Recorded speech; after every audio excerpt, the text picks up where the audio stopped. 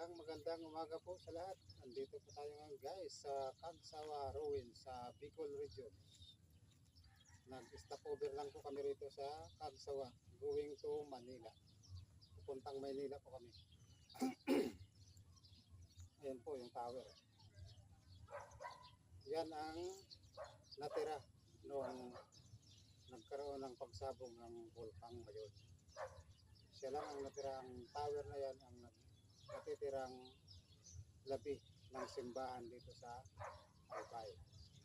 Yan siya ay sumabog. Sumabog ang Volcang Mayon. Andun po ang aking mga kasama. Andun nakapangtulog sa bato. Ay nako. Saglit lang kami rito, stopover lang kami. Kaya, ayan ganda. Sama na lang ako, nagmotor lang kami mula Samar hanggang Manila. Stopover kami rito sa Cagsawa. Makaupo na nga.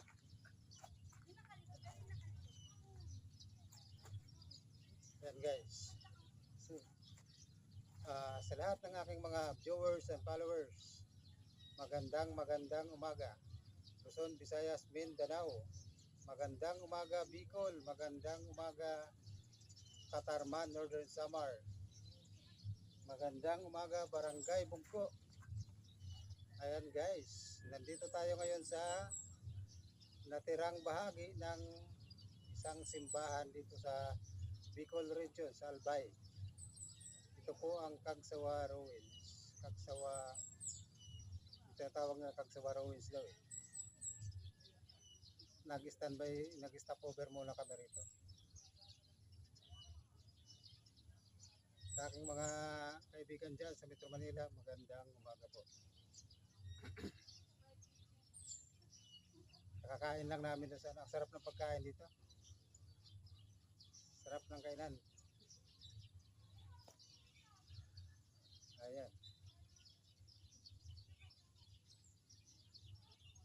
Good morning. Magandang umaga po. Ayan. Napanood na natin ang Cagsawa Ruins. Okay. Hanggang dito na naman po ang ating short live. Magandang umaga ulit.